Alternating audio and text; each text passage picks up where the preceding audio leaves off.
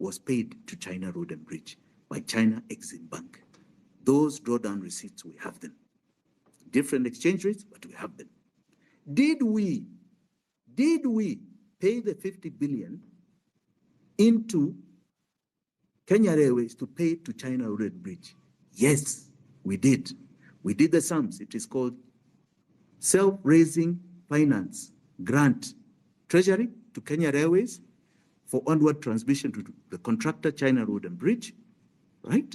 Our 10% contribution. And we just did the sums. And when we did the sums, to our amazement, to our shock, it wasn't 50 billion. We, from our taxes, from the coffers of Treasury, paid 644 billion shillings instead of 50 billion.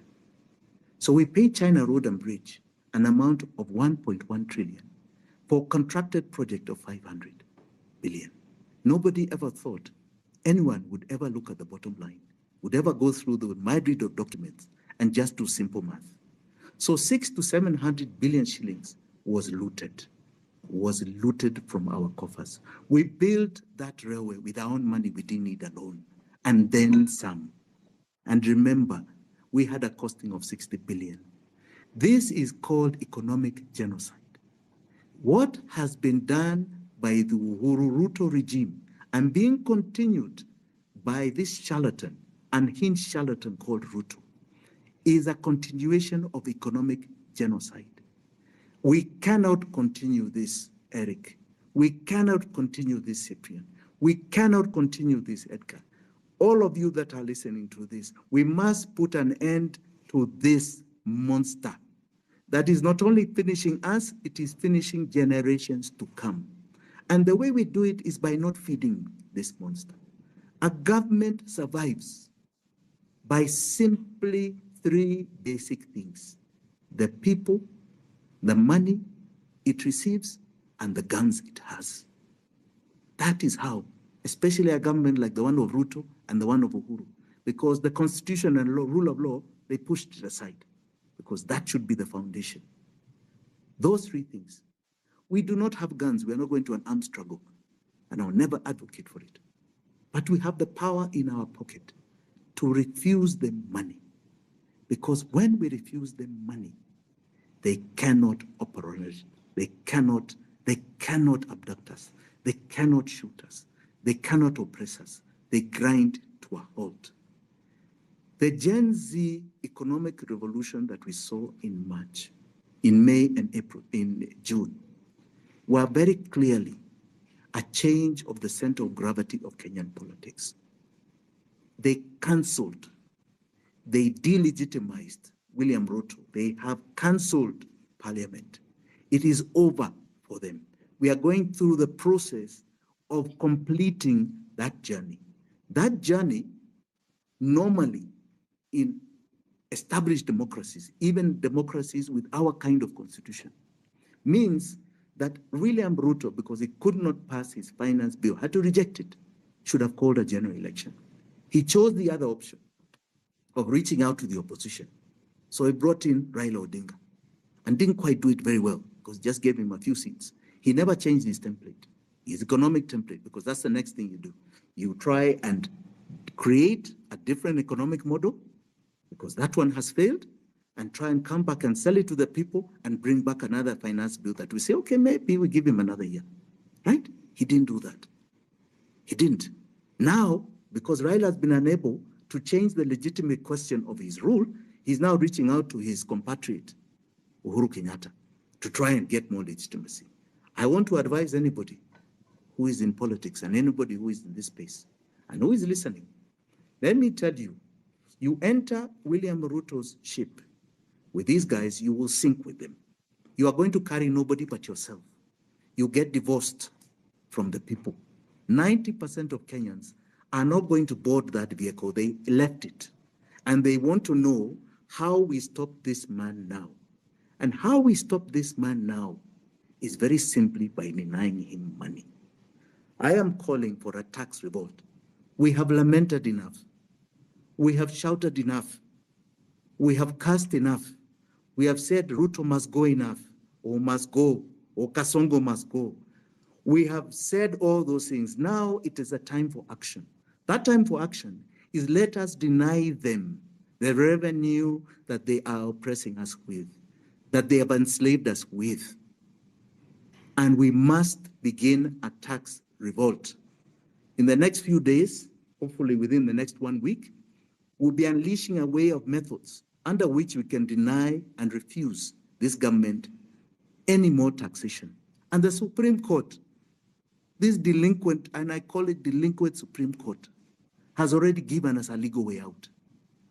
In 2020, they had a legal opinion on the finance bill and said that the budget is the revenue estimates, our taxation, and the expenditure together, where it is going.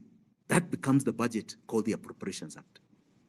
And that was the challenge of the finance bill of 2023, that the revenue part is not in the Appropriations Act. Now, that was an opinion they had in 2020, that the Court of Appeal quoted in rejecting the finance bill of 2023. Then they come and they suddenly say, oh, revenue does not have to be part of the appropriations bill. So if revenue does not have to be, that means tax is not part of the budget. So what are we paying to? They've already given us a legal way out. Your paying tax today is actually not legal because you have to pay tax to a budget. They have said that you are not part of the budget. So we don't need to pay tax. Now it is the method. And the more we join, the more I can assure you, right, this guy collapses. He has had a scolding this week from IMF. He's had a scolding from World Bank that has told him, you're heading towards debt default. What are you doing to stop this? And all he's saying is that he's still going to come back to us with more taxation, like he has removed the taxation on fertilizer. That's what Bundy has done. They are removing the VAT also on pesticides, right? So that it's now added. So he's saying they're coming back to us with taxation. We must stop this monster, right? And not feed it. We stop it by saying categorically, we are not going to feed it. So when you go to a shop, tell him you don't want to pay VAT because it's cheaper for you and he can go off book. You pay him cash. Do not pay M-Pesa. You can now file a return and do not give the money. You can also refuse to file return if you're earning salaries. If you are a business, you can refuse. If we do it in the millions, what can they do? Kerry can't attack all of us. We are prepared to be the guinea pigs. Come for me if you want and charge me for causing a revolt of tax revolt. Yes, come like yesterday. I will defend myself in court because we have already gotten out. So they can't do anything if we starve them of money. We must starve them of this money because we are just feeding a monster. We are feeding monsters that come and call us stupid and mad. He even points to his head and calls us mad, right? Who is this man? He's unhinged. Why are we feeding him anymore? Why are we feeding them to buy SUVs while we have potholes on the ground here? Why are we feeding them? And every day we just have misery. Why are we feeding them? And we have no health services. 69% of anybody who is earning an income is going towards debt. In France, Nelson is here. France is one of the most taxed nations. 60% of anyone's income goes towards tax. But what do they get? They get infrastructure, they get security, they get free education, they get excellent health care. You go in for a heart surgery or cancer and you get the best in the world. They get unemployment insurance when you don't have a job. They get pension. In fact, the big fight in France is when is retirement age, because everybody wants that pension because you live very well until you leave this good earth. You can live and live by the beach in Mallorca and other places. That's what they want. So here, with 69%, what are we getting? We get a president who stands up and calls us stupid, calls us mad, all right? Calls us upepo sijui, I don't know what upepo. I don't know who gave him those words. Upepo sijui what kutoka wapi. This is a man now who cannot survive. His pillars have all broken. He came in with a narrative called Hustler Dynasty. Today, he has abandoned that line of the hustlers. He's now operating with the dynasties that he used to talk about. He came in with a church. The church have now called him. All the churches, including Muslims, have now called him a complete liar. He came in with a so-called articulate mouth.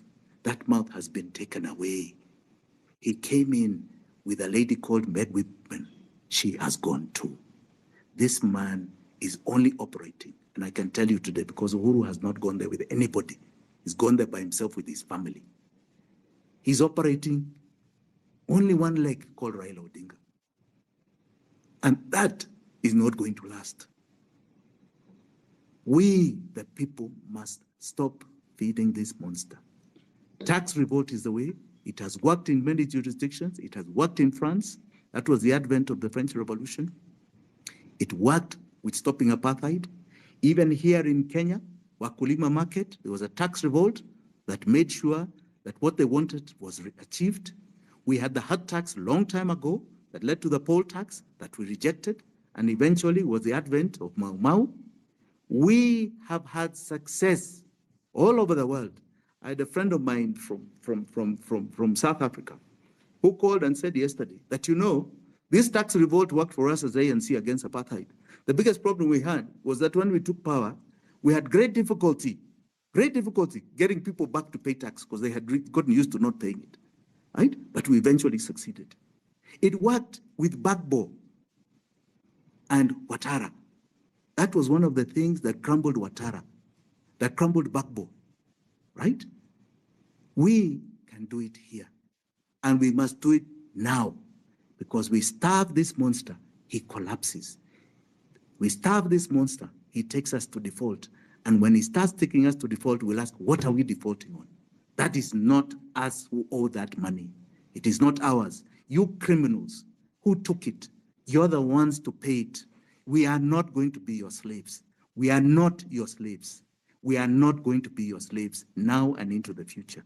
And we use that opportunity to not only cut off the debt, which is our slavery, but create a system that is deeper than what was embedded by the colonialists over 100 years ago. This is our economic liberation period, and it is our promise to change a system so that if Jimmy is on top tomorrow, I cannot do what Uhuru did. If Eric, you're the one on top tomorrow, you cannot do what they did. You cannot do what Moi did.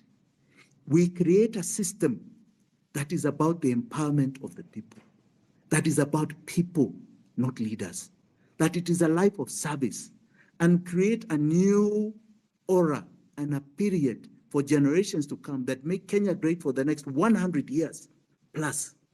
These are periods that happens, and that's why we must have hope. These are periods that change France. These are periods that change China after they had identified their cultural revolution. The economic revolution changed China. These are periods that have changed everywhere that you are talking about a great nation. This is our time, and we cannot wait another 985 days for this man to continue pretending he's our president. He is not. He's just a mere taxpayer, a charlatan, and a crook. Asante sana. Thank you very much. Hey, Whoa. Oh. Yeah, we are in shit. Whoa. Njiru, someone has asked you to comment on what Jimmy has said. And Eric. Eric, are you there? Today yes. is not. There is some. Today is Eric, not. Just hold on, second. Njiru. All right. Just hold on, Kenya. Hold on. Sawa. Yes, Njiru.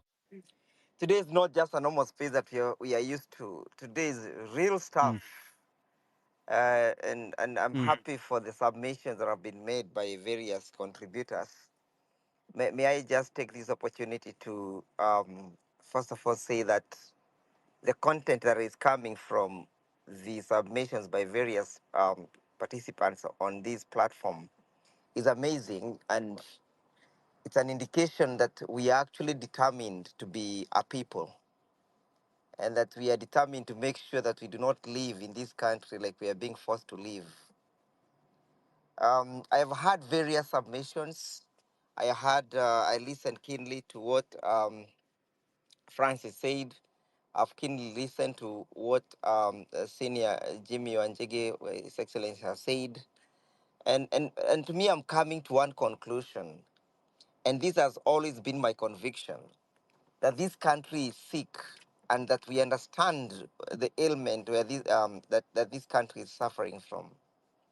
All those issues that His Excellency Jimmy Wanjigi has raised, and those that were raised by Francis, they all revolve around one thing.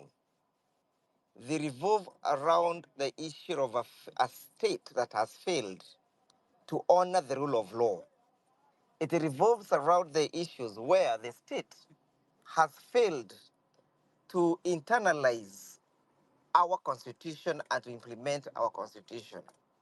I love the way Jimmy began by giving us the preamble to the constitution, so that the preamble can tell us where Kenyans wanted to go in 2010 when they enacted this constitution and gave themselves this document. The aspirations were clear, the roadmap was clear, the wishes of the Kenyans were clear. But somehow, somewhere, we lost the way. And that is the way that we must now retrace. Because retracing this way will help resolve most of the issues and the challenges we are having. For example, re- going back to the question of the full implementation of our constitution will deal with most of the issues. Article 10 of our constitution, we must keep on reminding Kenyans, gives the principles that we all agreed will govern this country. And one of those principles is the principle of the rule of law. And therefore the question is, what is this rule of law and what is it able to do if we were to follow that path? In my simple understanding, what the rule of law was to do if we were to follow it is that to bring into effect the question of accountability, that leaders would be accountable to the citizens, that leaders would spend the country's resources in a prudent manner, that leaders would be accountable even in their actions to the people of this republic. The other question is, what would then the rule of law also do? It would enhance transparency in the manner in which we conduct our affairs. Why was there concealment? Why are we paying for the SGR? Why did we have to pay for SGR as submitted by Senior Wanjegi? Why would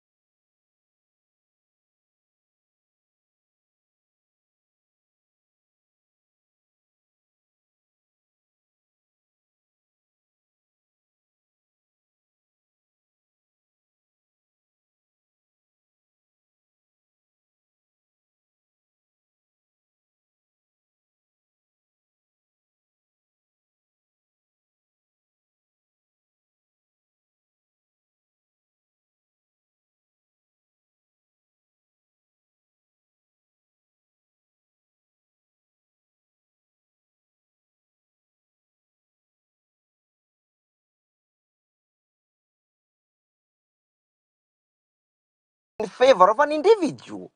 And therefore the question is, when the institution that we have created fails, are we hopeless? Are we left without a remedy? I join issues with the earlier submissions of a comrade who submitted that in the event the institutions created fails, then we have to resort to the streets. Why? Because Article 37 has institutionalized the street. It tells me, Ndegwa, that if I'm discontented with the parliament, if I am dissatisfied with the executive, if I am I'm discontented with the judiciary or any other organ, I can go and vent out myself on the streets. I can go and picket. But the end result of picketing is that they have criminalized the only institutions of the street that was remaining. So, comrades, the way forward and one of the resolutions that we must do is to reclaim the street, is to reclaim the institution of the street. Under Article 37, under Article 1, power belonging to the people, and exercising that power directly. So the only place we can directly exercise that power is when we realize that the street is a constitutionalized avenue of giving checks and balances, oversighting, and making sure that we press our issues to be known by the regime. The streets can supersede the regime. The streets can overpower the regime. And the streets can replace the regime. I land.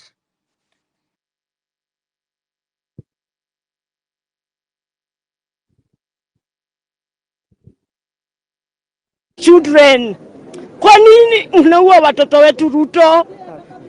This is a massacre for our children. You have decided to kill our children. You will also die one day. Our prayer, we were not voting for you to come and finish us. Umetumaliza na njia zote Ruto.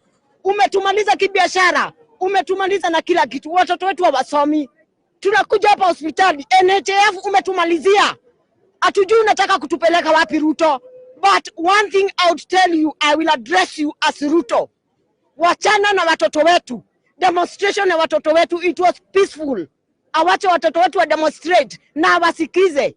Finance bill hakuna kitu inamaanisha kwa hii nchi. Sio hiyo kubwa kuliko sisi, ama sio kubwa kuliko wazazi ama watoto. Kwa hivyo aseme no, we are saying no to that financial bill. Hatuitaki, ajue hivyo watu wote hawaitaki, na si ukabila, na si ukabila, sio Mkikuyu ama Mjaluo ama Mluya ama Mkamba ama Mtaita. Ni sisi wote tumesema no to the finance bill. Ajue hivyo. Thank you very much. Anapiga watoto wetu risasi kama wanyama. Vile tumeona na Kenyatta National Hospital today. It's, I don't know what to say. It's just for our kids. Yani, these politicians have forgotten. Very sad. People wako na machungu, watu wamenyamaza tu, we are just quiet. We are just listening. As they insult us, they call us stupid, social media useless. Nelson. That. Thank you, Amerix. Am I audible? Yeah. That clip is sad. So many people have spoken. I will not speak as much. I will just be very brief. I only have 5 points to make, and they're all related to everything that everybody has said, Gaido and all the rest. And everything they've said is very, very important. And one thing, my point number one actually is that we defeated Adani. When I began on July 11th, that night when I posted, I didn't know it would be that big. And it is, I did not even expect that, this deal was going to be cancelled in the first place. Actually, when we were speaking with so many people, they were like, do you think this deal is going to be cancelled? Unadhani Ruto atakancel hii deal kweli? I miss Yoni. So there was so much pessimism. But in the end, it was cancelled. So What this shows us is that it's possible for Ruto to go home. It looks impossible, but it's possible. Point number 2, the finance bill. People are saying, oh, why are you protesting? Hata cancel your deal, si mnajua tu Ruto ni kichwa ngumu, oh, ni kichwa ngumu kushinda Uhuru, atapitisha na kifua. What happened? It was cancelled. And even when we were protesting in Paris, I remember we got police permits to go and protest near the embassy. The embassy refused for us to protest there. And the police gave us another venue. And people were like, oh, nyi mnafanya tu, you know, like whatever you're doing will not amount to nothing. But it was something. That was the second one. The finance bill was cancelled. My third point is that we have never seen such an educated youth in the history of Kenya. Right now, I think most young people are very well educated, and most of them are jobless. Every day in my inbox, I think I get like over 20 DMs of people saying, oh, I've done this course, I don't have a job, I've done this course, or people are still doing the courses in the university and they're unable to pay their school fees. So the workforce is super educated. And that's why when the people in Qatar, I saw a video, I think yesterday, of some Nigerian lady asking, why are Kenyans being favored, you know, to go to Qatar, to Saudi Arabia, to the UAE? They're the ones, you know, the Arabs want Kenyans to go because they're well educated and they're going to pay them very poorly. So it's a skilled workforce, but very cheap workforce. So what this means is that sisi tuko na the factors of production zote. Sahi tukiamua, if we have a good leader who will lead us in the right direction, we have a skilled workforce. The workforce it's in the millions. There are so many people who are willing to work and raise ourselves from poverty. China did it in 30 years. Singapore did it in 30 years as well. Saudi Arabia did it in 20 years. Saudi Arabia was almost like Kenya in 2000. And today it's first world country. China, same. China lifted 300 million people from poverty in 30 years. 300 million people. We are only 50 million people. So we can even do it within a shorter time than China. But what is happening is that, well, we have all these loans that are being embezzled. We have so much corruption. The leaders don't even care. They just say these things, oh, we want to be like Singapore, but they don't really mean it. They don't mean it at all. The way they wanted to do Adani deal, the deal was so shoddy, it was terrible, but they didn't care. Adani was coming to steal the airport and do every other thing, and then for them, maybe they get the bribes. They're so stupid because they will get bribes, and at the end of the day, Adani is the one who will run the airport, and maybe the profits will not be that much, and Adani will go and take another asset of Kenya and say, oh, this one is not making enough money, but we already signed a contract, you need to pay me this much, so I will take another asset to compensate for the money that JKIA is not generating. And that's what happened during the colonial time.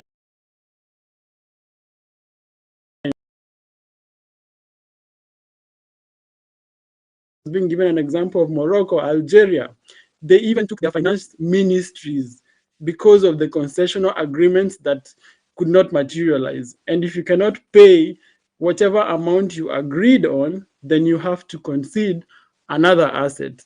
And that's where Adani was taking Kenya. And these stupid people, they don't care about Kenya. They don't care about the next 10 years. They don't care about the next 20 years, 30, 40, 50 years. They're only looking at their stomach right now and the money they will make and take to the tax haven, to Abu Dhabi, to Cayman Islands, to Singapore, to those tax havens. Hong Kong is a tax haven. They don't care about us at all. But us, the youth, we are the most educated. During the finance bill, the middle class, the people who are working, educated youth, they were on the streets.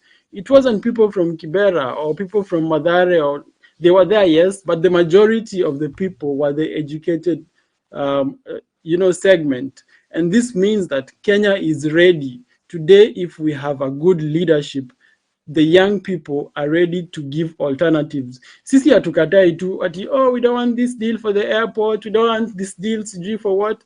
As we have the alternatives, if today we are given the opportunity to give an alternative for the airport upgrade, we will give it for build, operate, and transfer. If we are asked to give an alternative for the energy grid, for example, right now, Kenya is, in the next 10 years, if the grid is not, the transmission grid is not upgraded, Nairobi will be like South Africa. Kutakuwa na hizo zinaitwa, they're called power rationing. So I've forgotten that word. So we will be like South Africa in the next 10 years if the power transmission is not upgraded. But we have the solutions. It's not like we are saying, oh, we don't want this, and then we don't know what to do next. No, nobody has come to us and asked, okay, what is your solution? But we have them. We have educated engineers. We have people who give opinions online, who can go and write these proposals, you know, sit in these meetings and meet investors, for example, very innovative people, but we don't have the opportunity. As Americ said, it's people without brains that are being given the opportunity to be in parliament, to be senators, to be in these positions of power, but they're not using them correctly. They're using them only to fill their pockets. My last point. Yeah, so my second last point is that over these few months that I have been involved in the exposés of Adani, I have met so many people, and I have been fortunate enough to meet some international players who have helped countries to repatriate money that has been stolen from the global south. And I am so hopeful that if we take the leadership of Kenya, we are going to repatriate the money that these people have stolen and have hidden in these tax havens, in the Cayman Islands, in Abu Dhabi, in wherever, all these countries. I have seen people, and I have seen for myself that it's possible to repatriate this money. It's not like a far-fetched idea. We just need to get the right people in power, the people who can follow up these things, and we get the billions and trillions of money that have been hidden and that can help us to pay, you know, to offset this odious debt, because that money was basically the debt. And this means that we will not have to pay tax to offset this debt. And my last point is what Jimmy Wanjigi said. So in France, in 2023, there was a pension reforms, and they were going to add the retirement age from 62 to 63, I think. 1 million people came out to protest. It was so bad, the roads were closed. The people came with garbage and dumped garbage on the roads. It was a huge tax revolt, you know, pension, and it was stopped. So what Jimmy is saying is actually true. The finance bill was a tax revolt. And we have seen the protest are the reason why the Adani deals were cancelled. The indictment in the USA was just a scapegoat.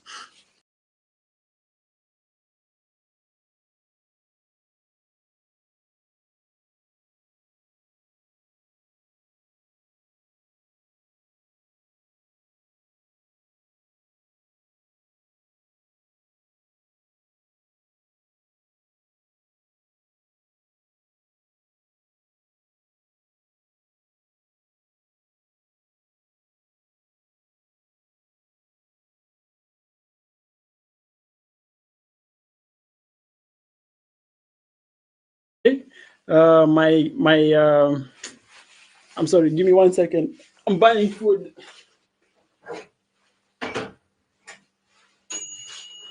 Okay, so my case in Kenya, today was the pre-trial of the case, but it seems like Jayesh Saini and his legal counsel are trying to make it slow down because they didn't submit things they were supposed to submit. So the judge asked them to submit, and then we meet in January. So this is a sign that they think they will lose the case. The case in France is coming up in 6 days on the 17th of December, and it is going to be the final judgment. So 17th of December, we will know if the case will be in the favor of Jayesh or in my favor.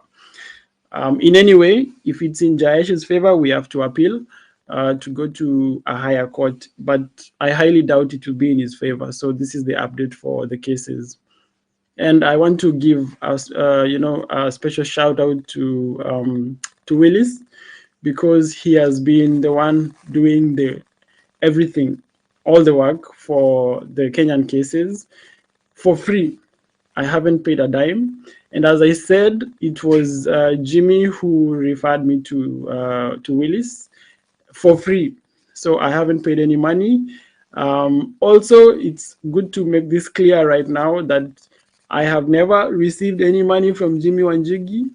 I am not campaigning for him. People are accusing me of this, but the truth is the things Jimmy Wanjigi says are very pertinent issues. We cannot turn a blind eye to this information and say, oh, we will not listen to this. Then we will not move and we will become cultic. We don't want to become cultic. We need to listen to all beneficial information coming from everyone. And this is how we will move forward. If someone has something beneficial or something that we think will help us to get Ruto out of power, we welcome this this information or this move. So thank you so much, Amerix. This is my submission. Over to you. All right, thank you very much. I think Jimmy was dropping, and there was some question from Kenya. Kenya, you wanted to ask a question. Just ask so that others can also speak. We have like 40 minutes to go. Okay. Sorry, Amerix, Eric. What I wanted is there is something that what radicalized me. You get. This is a conversation I've had one-on-one with Jimmy, but I just wanted him. When Jimmy is talking, he talks about so many things, and we can be lost in the details, and we can miss on the key points, especially on what went wrong. I wanted Jimmy to reiterate on the part of how Uhuru Kenyatta and William Ruto, with the likes of Aden Duale and Kinabadi in 2013, how they were able to surgically open the constitution that we got in 2010, how they were able to surgically open it, which specific part of the constitution. And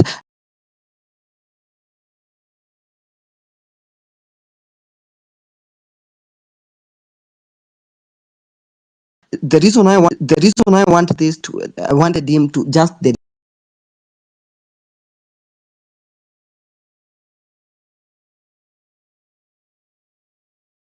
deliver this, it will just be a must.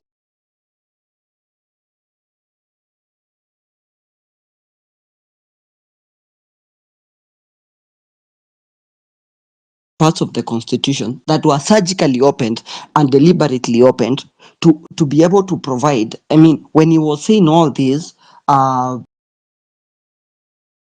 because of doing a research here and there, but I want my fellow young people to understand when Jimmy is saying this is what Buddy was able to do. This is what this other guy was able to do. In order for all this stealing that has been happening, I just want Jimmy to open other young people just on that part. I don't even want all the other stories that might have happened. I don't even so that we are able to find ourselves in whereby whatever Morara was exposing and all these projects zote. So I amply request if Jim Wajigi will be available just to explain on the parts of the constitution that were surgically opened specifically to facilitate for the stealing.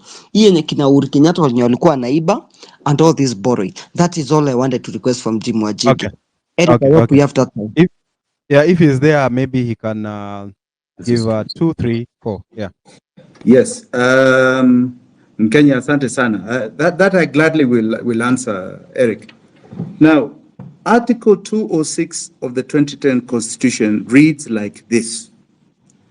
There is established the consolidated fund into which shall be paid all money raised or received on or on behalf of the national government except money that A, is reasonably excluded from the fund by an act of parliament. This is the one I was saying, like the housing fund or the petroleum development fund, and payable into another public fund. That is the fund I'm talking about. Or B, may under an act of parliament be retained by a state organ, received it for the purpose of defraying the expenses of the state organ. This is called appropriations in aid.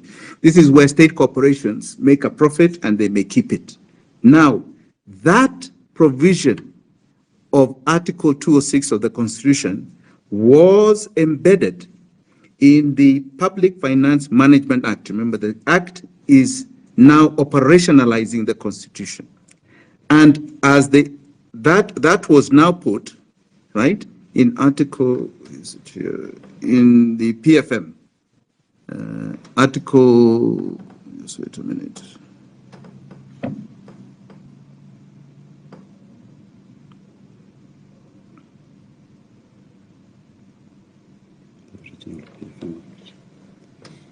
Now, it was put in the regional PFM Act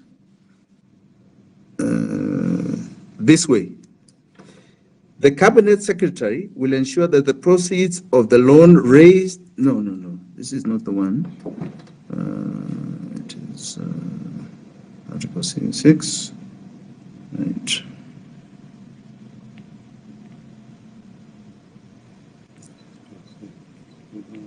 B.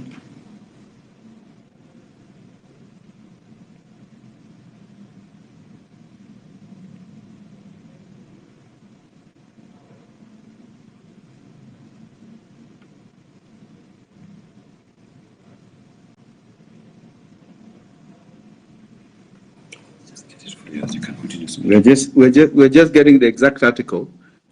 But as you can see in Article 206 of the Constitution, it reads A and B. Those are the exceptions under which money does not go to the consolidated fund.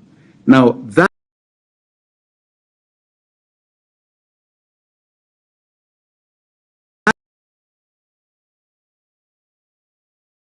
article that it was put in,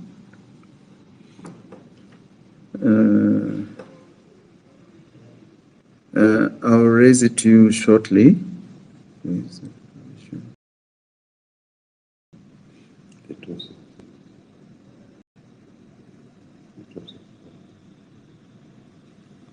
Here we go.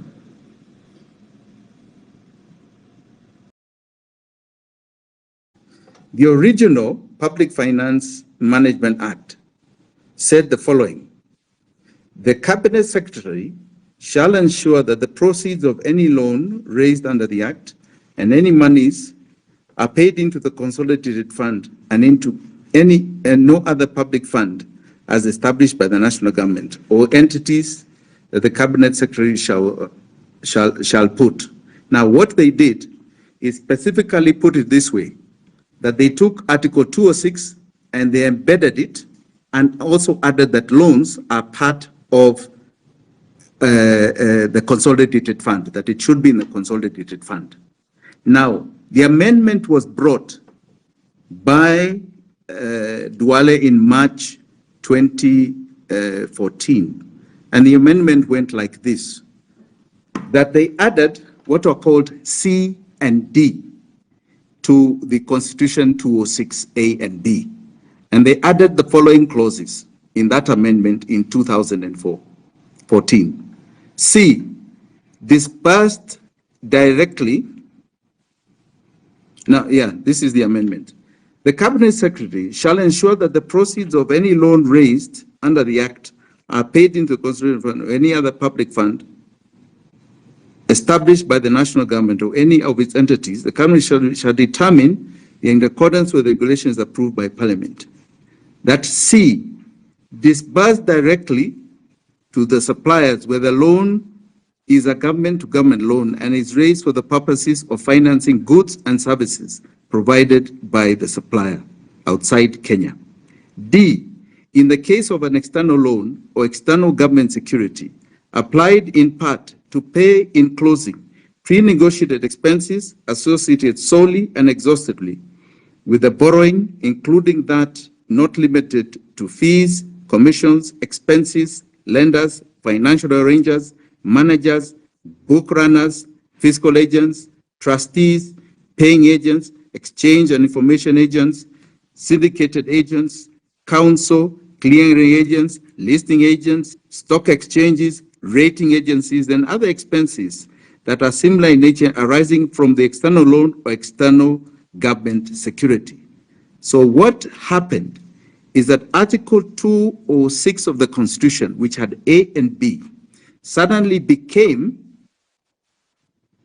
in Public Finance Management Act, 4 articles instead of 2 as the Constitution. This was an amendment where they put C and D, and as you can read, it is money that can be dispersed directly to suppliers, and it all has to do with loans. It's money that can go to agents to do with loans, even rating agencies to do with loans. This is where they abrogated and, in fact, criminalized the Public Finance Management Act, because you cannot change the Constitution without a constitutional amendment. They chose to do so through statute. A simple majority in the House passed that amendment.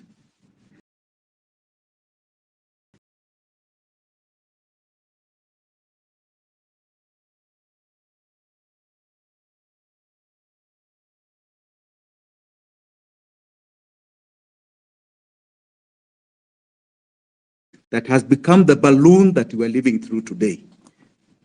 Is that clear, Nelson? Yes, sir, it's clear. It's clear? Yeah. Yes. So they amended the Constitution. So what does that mean? What happened? What does that mean? What happened? Yes. Mm-hmm. Does without being sanctioned by the control of budget or the parliament? No, what happens is this. You see, Article 206 of our Constitution says there shall be one account called the consolidated account, and all revenue of government must enter it. A and B give the exceptions. Exception 1, that if you have a housing fund, you have a petroleum development fund, which we contribute to when we buy petrol. That is a fund that can be an individual account, right, at the central bank. And then B, if a corporation, for example, KPLC makes money, they can keep what is called appropriations in aid, right? If a ministry for some reason does something that makes some money, right, they can keep it to defray further expenses in their budget. That's appropriations in aid, right? Those are the 2 exceptions that you do not take any other money to consolidated fund. So consolidated fund receives in full and in part. In full, right? Loans, etc., etc., etc. That was mimicked in Section 57 of the Public Finance Management Act. All right? So it was taken and copy-pasted in Section 57 of the Public Finance Management Act of 2012. It was put as it is in Article 206, exactly that. The only exceptions are A, a fund created by Parliament, and B, appropriations in aid, if there is a profit. Now, in 2014 March, Duale, as majority leader, with John Bundy seconding an amendment to Article 57 of the Public Finance Management Act, added 2 clauses. After A, which says pay to consolidated fund, which was the way it was in Article 50, and B, to a public fund created by Parliament, they added C and D. C and D, right, has everything to do with loans. Disbursed directly to suppliers where the loan is a government-to-government loan and is raised for the purpose of financing goods and services provided by a supplier outside Kenya. D, in the case of an external loan or an external government security, applied in part to pay at closing, and I really want you to hear these details, pre-negotiated expenses associated solely and exhaustively with the borrowing, including but not limited to fees, commissions, expenses of lenders, financial arrangers, managers, book runners, fiscal agents, trustees, paying agents, exchange and information agents, syndicated agents, counsel, clearing systems, listing agents,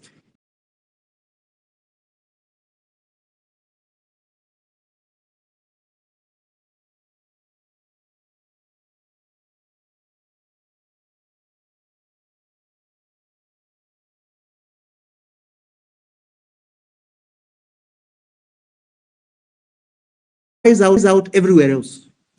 So who has access to this? Yes, that's what happened. So the Auditor General can't audit that money. It's not in her mandate. It's not in the consolidated fund. The controller of budget, who approves every expenditure out of that budget, out of consolidated fund, is not there to approve anything because she doesn't cite it. She doesn't cite it.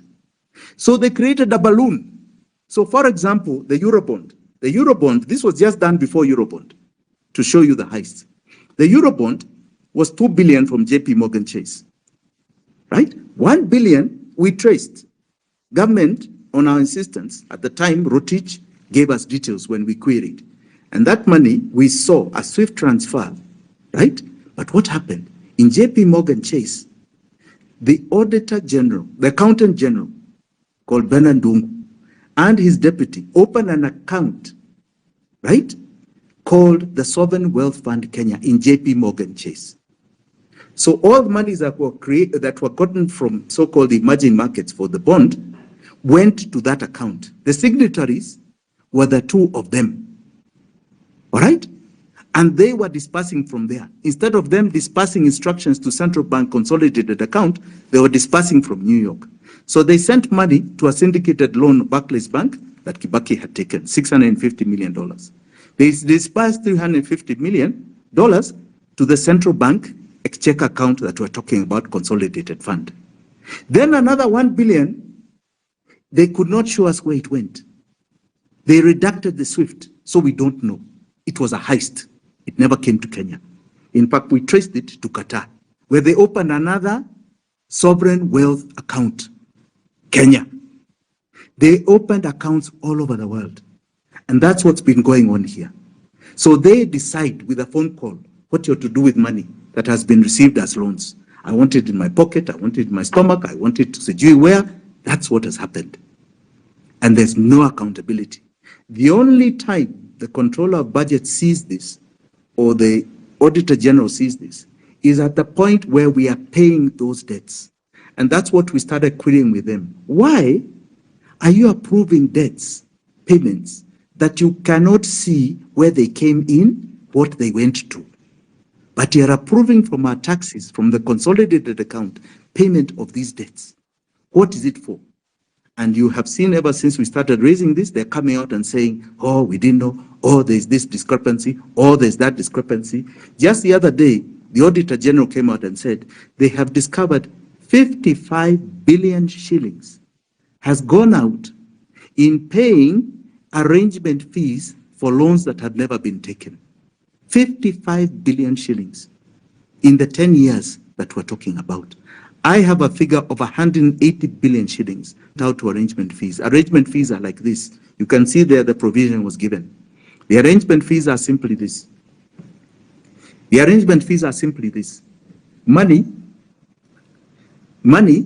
that if you are sourcing a loan, right, you must give us a 1%, 2% of the value of the loan, right?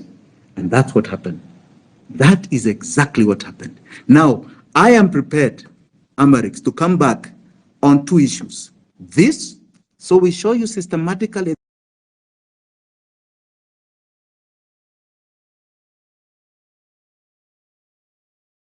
the heist year on year.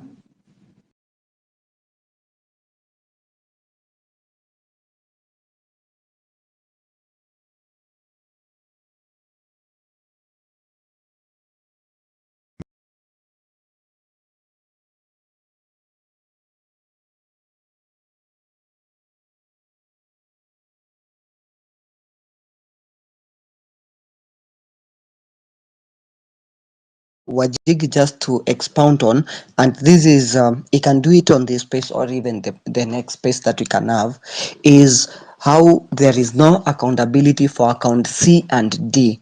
Well, I might have an understanding of this, but what do the young Kenyans? Because right now, I can comfortably tell you, we are on our own, Americs. You can attribute to that. It's the effort of you and every other person who is conscious in Kenya, who understands that we are in trenches, that is pulling for this. The aspect of why there is no accountability for C&D, and the aspect of why all this stealing is happening. I wish Wajigi could just put it in the layman's I'll put it. language. I know it gets too much into the details, but it's all I'll okay. be very simple. Our constitution said we have one account in this country, not 10, not two, one account. All monies go there, and it gave the exception. If you create a housing fund out of parliament, it can go there and you monitor it. So it gave exceptions, only exceptions, A and B. And why they did that is so that you can manage from one account various things. For example, that is what anchors the budget. So every time you are going to remove money from the taxes that are collected in that account, the controller of budget has to approve it depending on a vote head of parliament. That means parliament has approved an expenditure for salaries for Ministry of Transport. There is a vote head. It's given a number, so you remove it. Parliament has approved in the budget the expenditure for a road, right? Recarpeting of a particular road or a borehole somewhere, it has a vote head. So there's a proper accountability. Even loans, when they enter that account, it is for this purpose. So the controller of budget approves its expenditure, and the auditor general comes and audits whether that has been done according to the law. These guys decided that that constitution does not work for them because of all those controls. And they decided they are going to operate outside of it, because the intention was to take money that is not going to the budget, to take money that is not for you and I and Wanjiku and Mora. It is for themselves.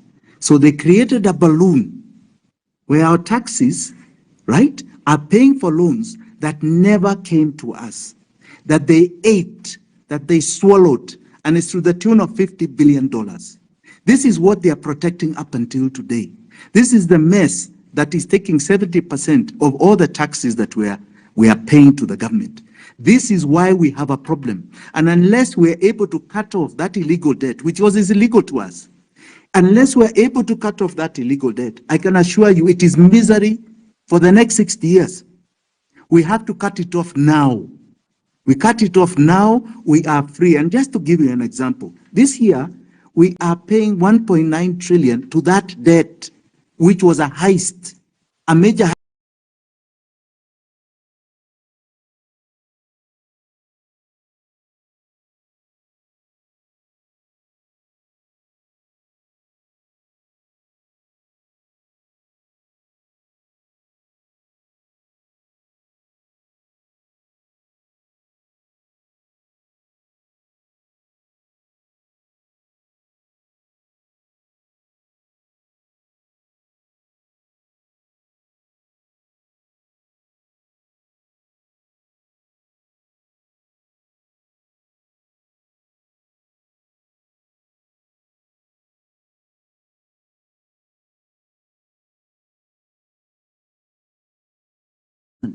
I cannot tell you that that cost is only 145 billion shillings a year. And no, there's no other malfeasance.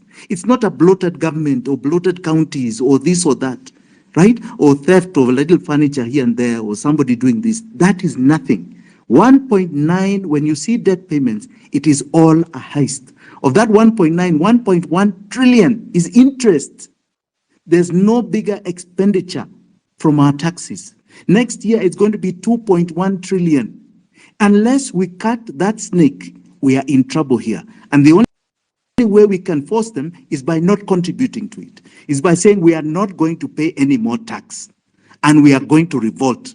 And they come to a grinding halt, because then they are forced to look at that thing and we will force them to do it. And I can tell you, once we do that, this is over. All of them are done. They all exit our lives, and we'll have a life of greatness that we can look forward to. But we have to cut off this snake. And it has very many players. It has international players, big players, Big players that have been doing this all over the world. Big players that are doing it in other African countries. Zambia has been part of this. Mozambique, part of this. Malaysia, part of it. It's big players supported by big governments. But we have to cut off the snake ourselves. We have slave masters here as leaders. They have made sure that we have become slaves to all these entities that are reaping our sweat. This is where we say no more. And this is what it's about. No other issue. We sort this out, we free Kenyans. Thank you very much. Let me allow you to rest. Thank you. In our next space, you'll come with specifics. Yes. Yes. Francis. Absolutely. Absolutely. Thank you. Francis. Thank you very much, Jimmy. Francis. You've been in my DM saying there's something you want to say. Yeah, give me a second. I put my earpiece. Sorry, I was charging my phone. Great. I hope I'm audible. Thank you. Those are good submissions from Jimmy and all of us. We are ending up in one.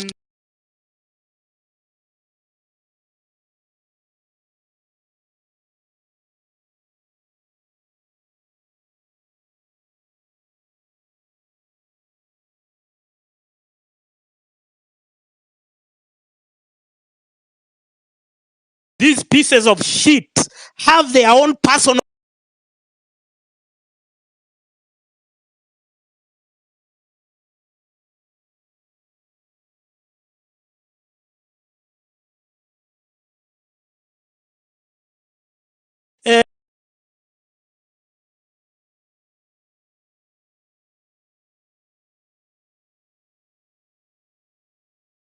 him trying to solicit for a job in the Trump administration, and Trump politely declined to appoint him as a finance secretary. So it means that even internationally, the people and the anchors who had helped Ruto, the people who had maintained and preserved his presidency, the people who encouraged him to kill young children. Meg Whitman is out.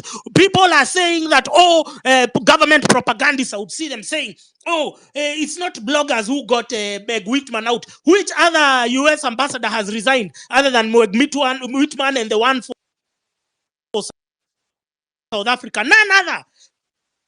So today I saw the charge d'affaires. He has not even settled in office. The first person he's going to see is Uhuru, the same person we are talking about who has embezzled 7 trillion of our money in the name of debt. Over $50 billion as has been elaborated right now. So we are ending up, and I've put flyers, please. Check those flyers on my Twitter handle. We are talking about Jamhuri Day. We are hitting the streets wherever you are, even those who are in Outer Ring, Feather, Pipeline. The people in Pipeline, I really don't understand what ails you, people who live in Pipeline. You live in some of the most shittiest conditions, the shittiest conditions in Nairobi. The people of Pipeline live there. But you seem so happy. You seem so content with having mud and sewage just flowing outside your house. I need to understand how you reason. Because there was this time when the bodies were retrieved from Kware. And so people from Pipeline accompanied the body to city mortuary. All you just needed to do was not go back now to your shithole regions, was now to go to State House and get rid of Ruto. That's all you needed to do, and your lives would have changed forever. So when we call for protests, we don't understand why these people do not come out. Are you so comfortable in your oppression? Do you love bad governance that much?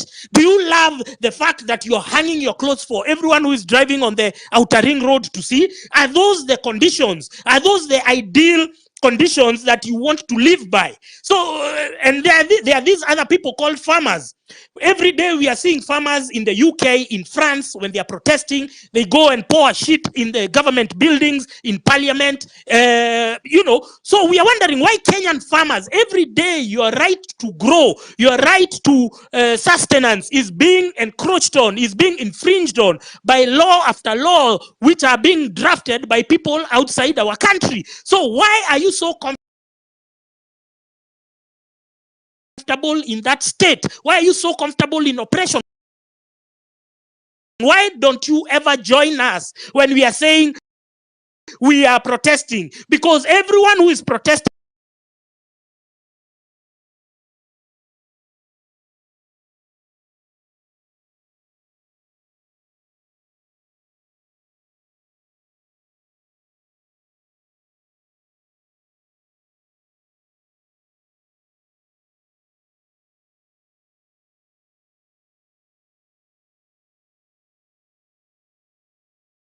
pipeline, why don't you join? I really don't understand.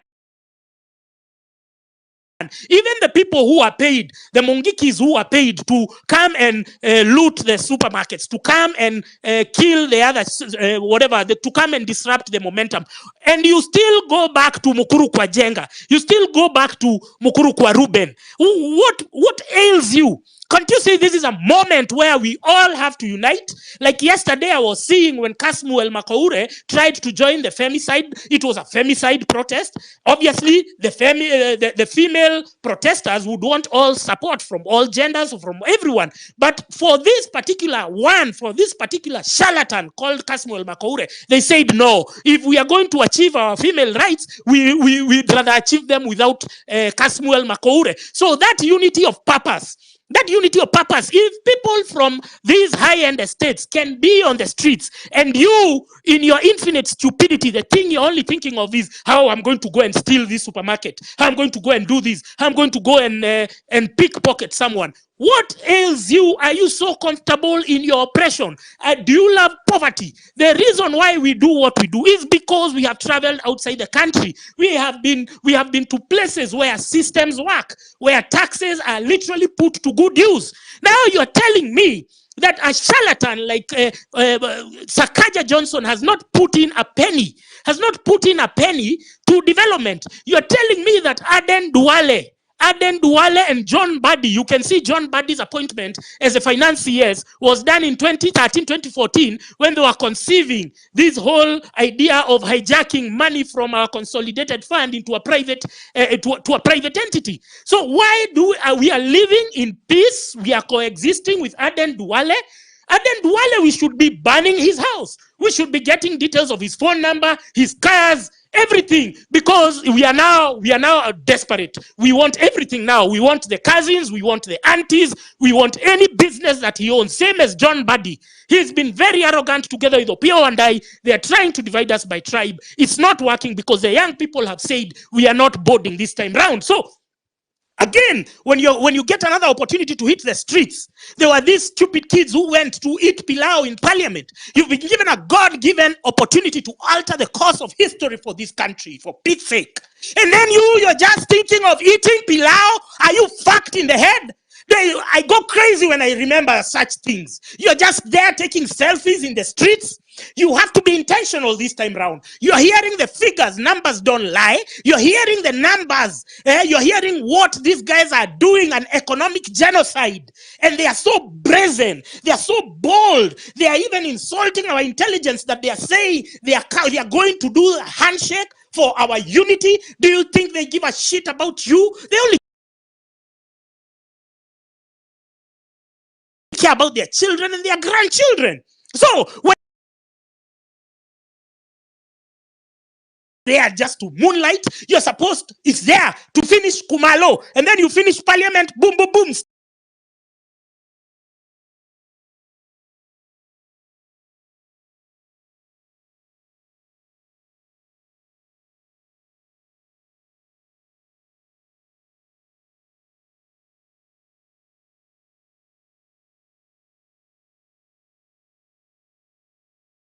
They picked you up, they went, murdered you, dismembered the bodies, threw them in Kwara and God knows where else. So was going home securing a guarantee of your safety? No. You were safer staying in Nairobi, huddling in numbers, keeping yourself safe from the hoodlums who had been sent by the government, paid to come and disrupt the momentum or disrupt the protest. And then you wake up and go for breakfast at State House. It was that simple. Ruto had already the helicopters. We were monitoring them on the trackers. They were already shipping money. They had put money in those metallic boxes like the ones we used to go with for high school. They had stashed money there, and there was 3 helicopters which were leaving from there to Moi Air Base because that's where he wanted to ship the family to whatever country he was running away from. We were there.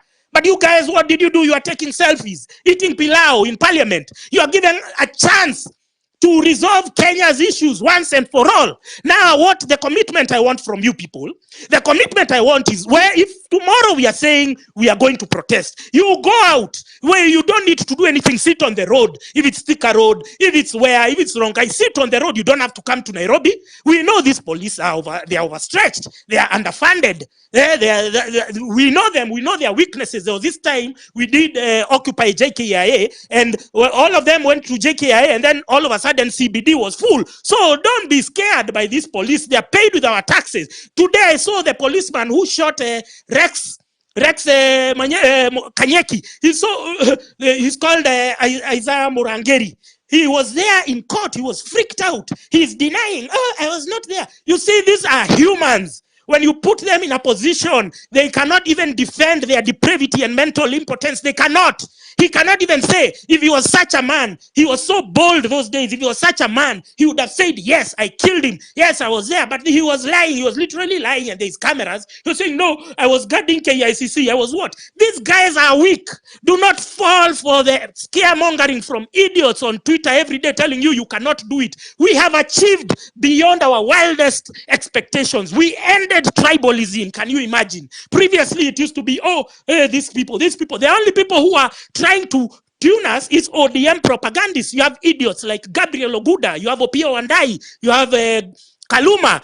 If you look at them, they are idiots trying to spew their ethnic narrative, but it's not working because we have evolved politically. This is evolution, and it has happened so fast because of civic education. You understand? So when the opportunity presents itself again, please, your work is not to go eat pilau in parliament because wao walikula pilau, hawakusikia njaa tena. They are probably more hungry. They are probably dead right now because Safaricom was giving their locations. I think you also, what Safaricom does, once you put your SIM card, you have to be very careful. If you are the team, if you are the knights that are going to finish the job, you have to make sure you don't have your Safaricom SIM card in place. If you are the knights who have been chosen by God to complete this task, to liberate the country, you are this close and then you went to eat pilau. How stupid are you?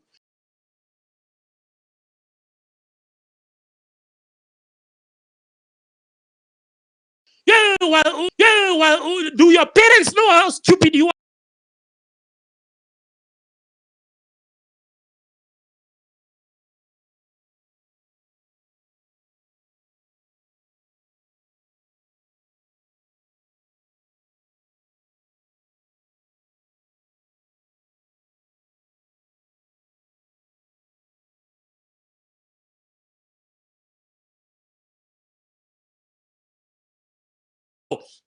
You have to understand that this is serious business.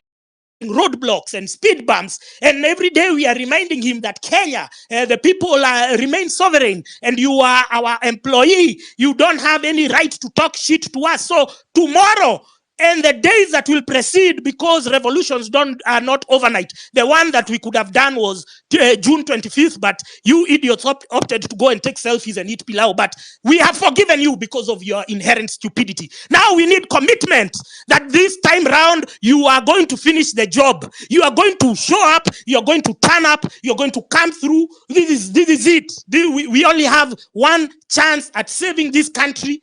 And this is it. This moment, don't squander it. Don't waste it. Don't listen to propagandists. If Ruto was so confident that he's the president, if he was so confident, he wouldn't be dispatching these idiots or somehow terror every day to come and say, revolution, they are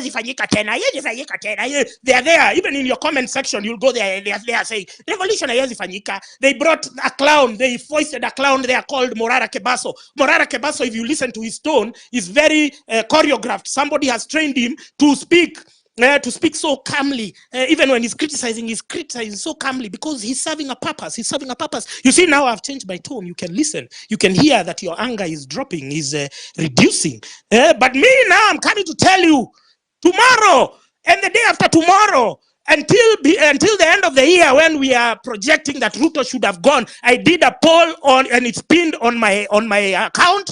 And 38% of the people said that Ruto should leave before, and they were the majority. Ruto should leave before the end of 2024. So if the people have decided, whom is he to think that that seat is his birthright? It's not. It's our seat. We have given them in trust, even the MPs, even the senators. But then what do? They go and collect money behind our backs so as to sell our right, to sell our sovereignty.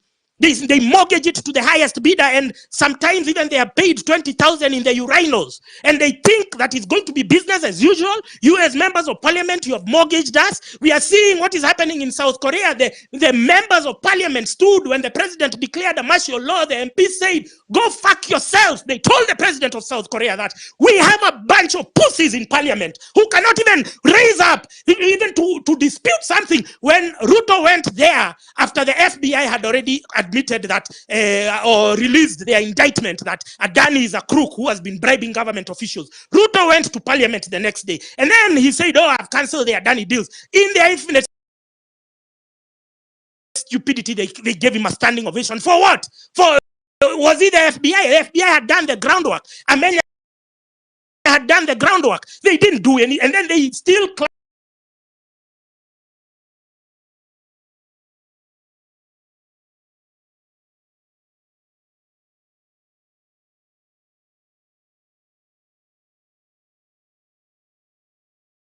for him because these are a bunch of retards. Now,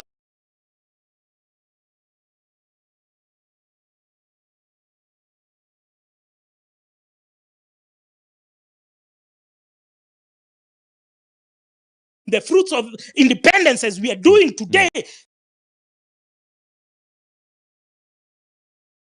So tomorrow and the days that will proceed, your light, nobody should steal your thunder. What is your comment on Raila's AUC bid? Raila is, for me, I call him the aging orangutan and senile old bastard. He has outlived his usefulness.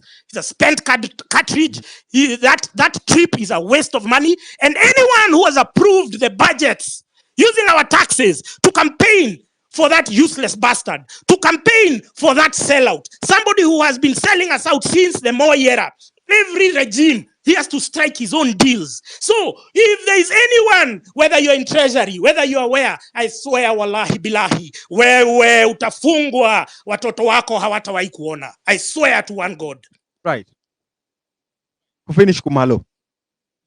Thank you. To finish Kumalo, we are dealing with Aden Duale, we are dealing with John Buddy, those two who allowed Uhuru and Ruto to loot our money, to put it in a private bank account in New York. Those two, Aden Duale, the day when you see the government has fallen, please take the first flight out of Kenya. Wallahi, take the first flight. Start booking now. Start booking for your family. Thank you. Thank you very much, Francis.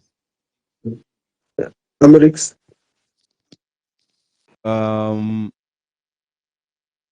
Let's give a woman a chance. There's so many men have spoken. Sheila. Hi everyone. Can you hear me? Yes. Yes. Nasikika poa. Okay. Thank you for the opportunity. My name is Sheila Nyangara, a very, very, very passionate Kenyan like all of us. Now, mimi nimejam. I actually believe we cannot have a country, we cannot run Kenya with Ruto at the top. Kasongo must go. Now, I had organized 2 points, lakini points in national kuja kukichwa. Now, number one, there's nothing to celebrate about this Jamhuri. First of all, our independence, our democracy as Kenyans has been threatened. Our sovereignty as the people of the Republic of Kenya has been threatened through political and economic injustice. First of all, I want us to go back to know that Ruto does not have any good intentions for our pockets. And as we all know, bei ikipanda mahali, if anything goes up somewhere in any circle of our economy, it trickles down to you up. It will end up kwa mfuko yako, and it will be either through your business in any way. Now, number one, let's go back to the road maintenance levy. I was actually one of the people that was lobbying for it. I actually even went for the EO public participation.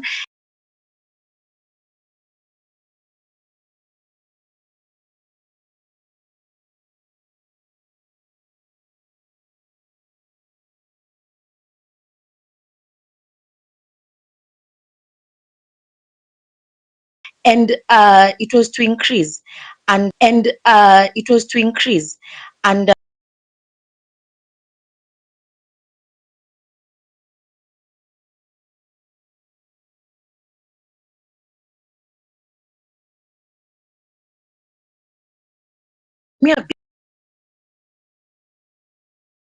hours were increasing and increasing. Was this in plan that wait, before I'm really, have you ever had anger? I can actually feel that anger through Guy.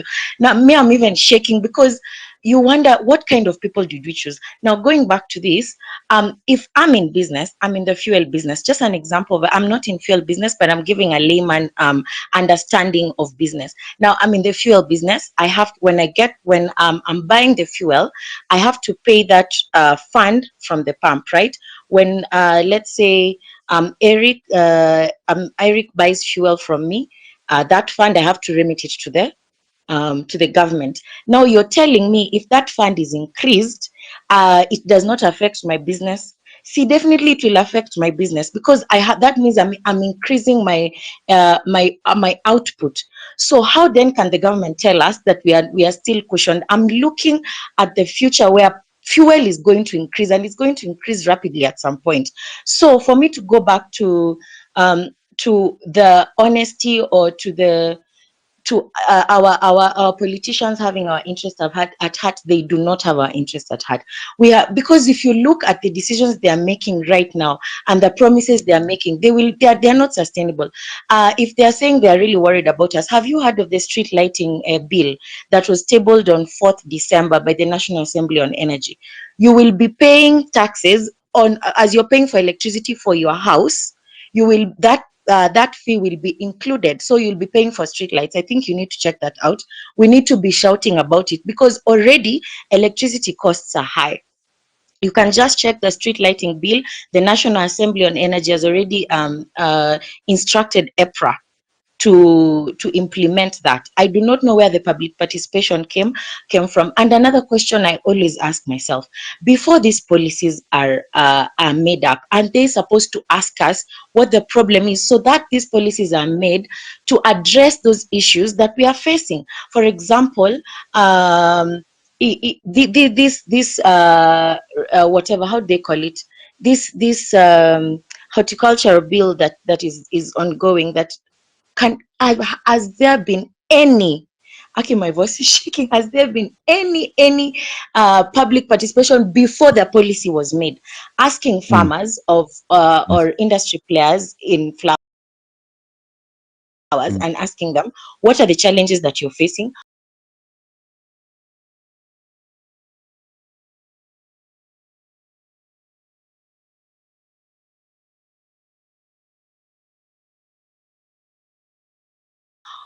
What is in the current policy structure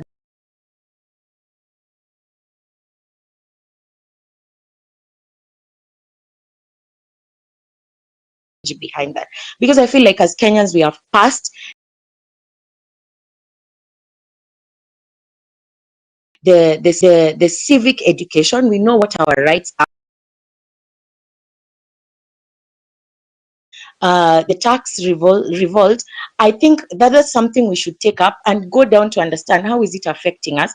How can we maximize this to make the government understand? Because the government is a group, these are individuals, and and actually I stand to correct someone who said when the space started at there are 1,300. There are not 1,300 people. There are many people. There are people in organizations that are facilitating. For example, let's start with Nairobi County. When the president wants, when Ruto wants something, or when someone in his circle wants something done, they're definitely going to use Sakaja. Now, when they come to Sakaja, Sakaja has people either in the cash office, in the inspectorate, in different offices. So when we are looking at, when we want something changed, it has to come from up. Someone has to whip, because Ruto is intertwined in everything, and that is someone who cannot lead with integrity. He cannot lead with the pure intentions of the king. There is no one in the government right now that has the interest of the people at heart. If we pick one person, how is it that no, I've not had any member of parliament. I have not seen on Twitter. I have not seen on YouTube. No one is talking about the street light bill. No one is looking. No one is saying, okay, Kenyans are already overtaxed. Kenyans are already paying too much. Yet we are not seeing any services. No one is coming out to say, to tell Kenyans what the impact of this is. No one is going to tell us how this is going to be implemented. Already, stimani expensive. When I'm going to give an example of how the economy affects us. We were having a chat with a friend of mine, and we were talking about butchery moja enye anapenda kuenda. Now that butchery is close to a group of universities. So the university students are the main clients of this person. So this person goes and buy, and he gets a lot of money from the small amounts of nyama that the kids are buying. Now you find these children are no longer buying meat. If they were buying meat maybe every day or 3 times a week, they are no longer buying. Maybe it's once in 2 weeks, because the parents can no longer afford to give them that money to buy what? To buy that nyama. And you're finding it's affecting his business. So it comes from the top. If you are working for the government, your pay slip is already small, and your housing levy imeenda. First of all, you didn't even understand the housing levy. I'm a real estate financial consultant by profession, and I still never got to understand. And I went for the public participation at Utalii House. They never explained to us how this is going to benefit, and how it's going to cushion and provide solution to the common mananchi who's having inadequate and dignified housing. They never need that. And then now we have the shifsha, which is not working, but you're still being deducted. Okay, now that's more. By the time you're coming with your pay slip, let's say you're a civil servant, you no longer have disposable income to maybe give your child enough pocket money that you're giving them, which means your child is no longer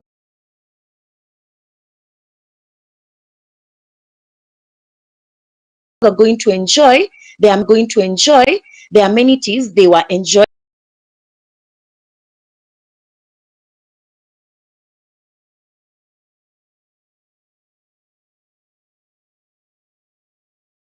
while they were going there. If maybe they were going to eat ice cream at some place,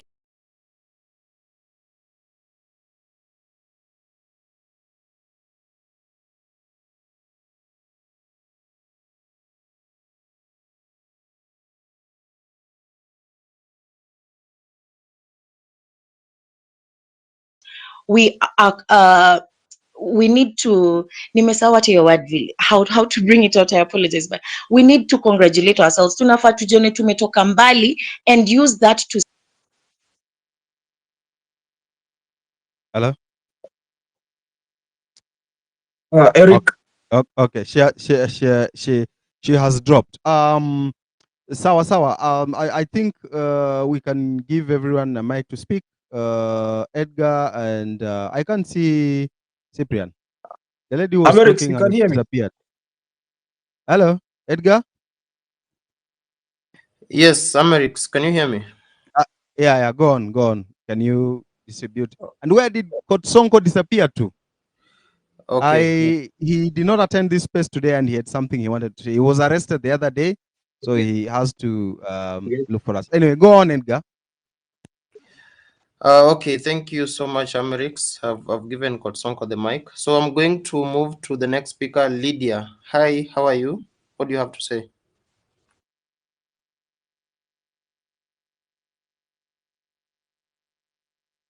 Lydia, are you there? give it to Tony. Okay. I can see Tony has been waiting for quite some time. Okay. Okay, Tony. There's Tony, there's CP Yes, Mwangi. thank you. Thank you, Edgar and Eric and everyone for hosting this space. My name is Tony Wakaromo. I'm a passionate advocacy journalist based in Kiambu. And every time you go around the country interacting with everyone, all people, all ages, anger is filling the air. I will come back to that later on. But for now, I would like to motivate people when you wanna feel like these liberations here, or like they have they have no part to take in kwa hii maneno. When we are calling for protests na mambo kama hiyo, they feel like they are not belonging inside it. They feel like they are not identifying with it. There are two weapons that are being used right now by the government against the Kenyans. One, guns. Bunduki na polisi na kuwashtua watu wa feel like they cannot win. The other weapon, which is the strongest but the most secret, is ourselves. At the end of the day, they feel like we will self-destruct, we will second-guess ourselves. Like we went out in the parliament, but we second-guessed ourselves, tuende state house ama tusiende. People are feeling like, are we doing the right thing? Are we not doing the right thing? Yet, here we are. I want to motivate everyone and tell them that whatever status quo you are feeling like wewe unastahili ukae kwa comfort zone yenye una feel hapa ni pazuri juu si ninapata kamshahara ama ninaendelea na maisha yangu, acha watu wengine waende waandamane huko.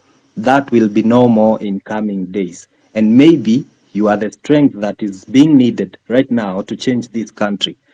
That is a fallacy, thinking that you will stay in your own cocoon, watu wabadilishe inchi pande hiyo, and you still come back there to enjoy.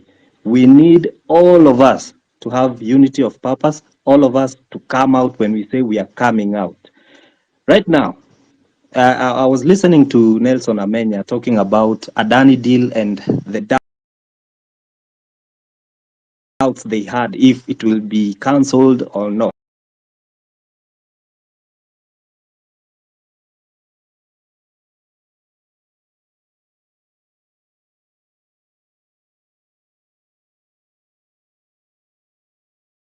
Pande hii nyinyi naye kwa Twitter na everywhere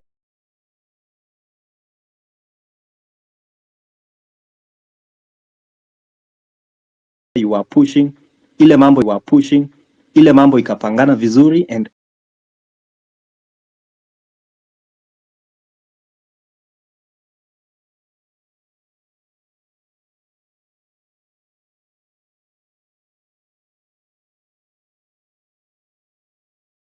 even if you are petty umeitwa stupid. Mambo imepangana vile ambavyo inafaa. So I'm asking, what are we waiting for? This space we are holding here, Eric, I wish the next space that we hold itakuwa held wakati tusha liberate this country. Tusihold space ingine tena, we are still contemplating vile tutafanya na nini. I wish tunaweza hold, if wishes were horses, tunge hold this space wakati tumesha liberate this country. The last thing, because I want to be brief and other people to speak, I cannot believe that you guys have been giving a voice to the sellout while sisi tuko pande hii, tuko kule Siberia, and you are not following us. We need voices to keep this movement going. So just click my profile picture and follow. Thank you.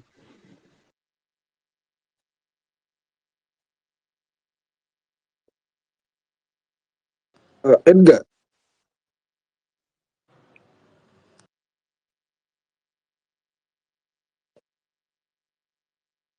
Edgar, you can hear me? Yes, I can hear you. Proceed. Okay. Thank you for the space. Thank you for the other speakers that have spoken. I got lost when it started, but I'll be quick. For me, I will speak about my sector, which is the construction side. As a construction manager, things are really bad because there is no money flowing from our end. And this is majorly due to the huge pending bills that we have, and it is something that they are not actually keen on solving. hakuna pesa kabisa. That trickling down from a manufacturer being paid all the way to a supplier, all the way to the fundi on site, it's a problem. And now even for the clients themselves, they even shifting their priorities. It's better to use maybe your savings that you had set aside for building. You put it maybe for family stuff, kulipa fee and all that. Even now, if you see the farm that are so busy in building, it's either they're having international business or maybe these NGOs and stuff. Feasibility studies are not being approved by the banks. In the financial side, banks are keen to transact with the government. Now, the only way forward, if you have like these big commercials and apartments, is you have a development partner. Maybe you donate your land or part of the financing, etc., etc. Now, and also in addition to the pending bills, the issue that we are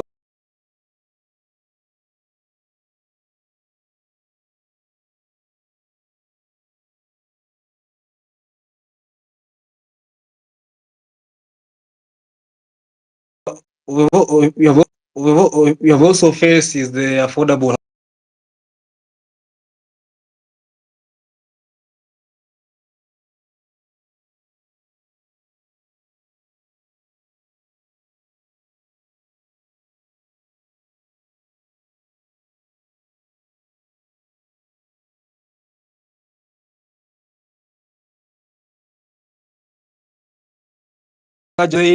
And even today, what these developers usually do, unajua zoning ya, let's say, Lavington allows, for instance, 6 floors. Zoning ya South Sea, for instance, allows 4 floors.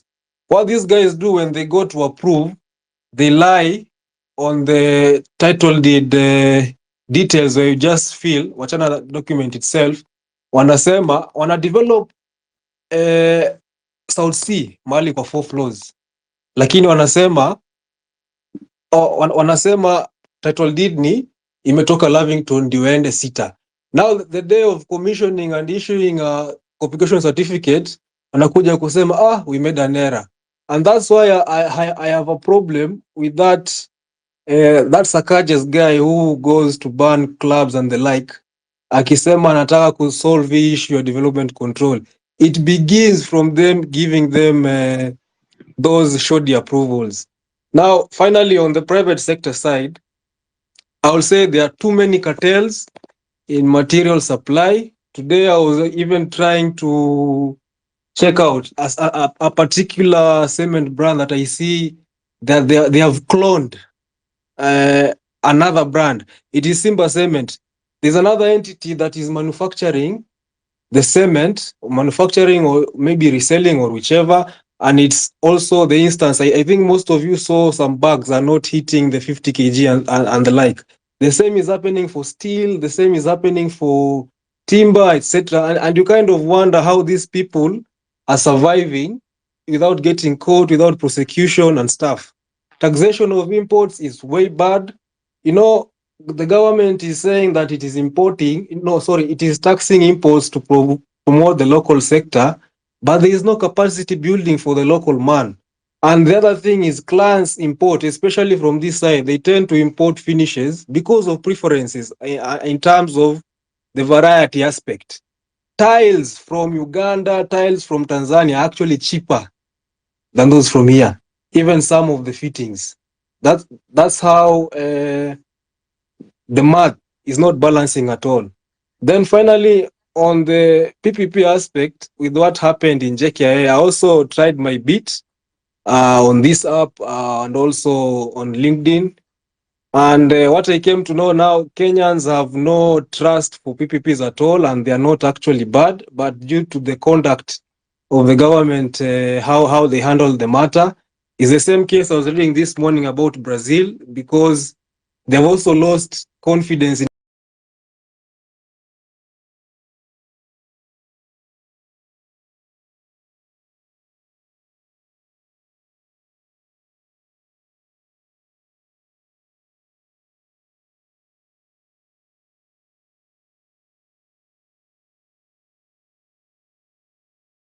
PPPs because they had a